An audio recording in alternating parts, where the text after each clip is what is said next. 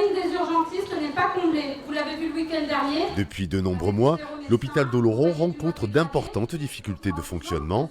Quelques 200 personnes, usagers et habitants étaient rassemblés ce midi devant l'entrée rénovée de l'établissement.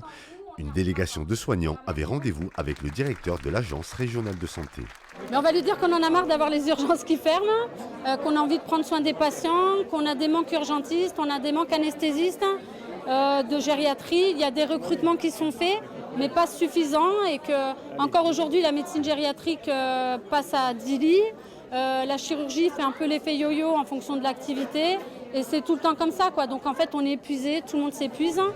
Venu à Oloron pour inaugurer la fin des travaux de rénovation, le directeur de l'ARS Nouvelle-Aquitaine a pris en compte les inquiétudes du personnel.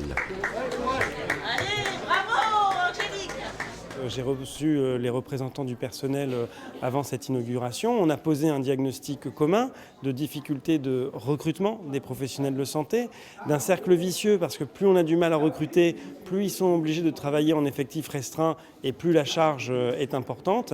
Et donc pour pouvoir résoudre tout ça, il faut améliorer l'attractivité des professionnels, d'abord en formant plus. Il faut aussi des mesures d'attractivité des rémunérations. Et donc aujourd'hui, on a, avec le Ségur, augmenté considérablement les rémunérations des soignants et des personnels à l'hôpital à hauteur de 200 €. Et l'État, avec l'ensemble de ces mesures, avance et met les moyens pour avancer sur ces sujets.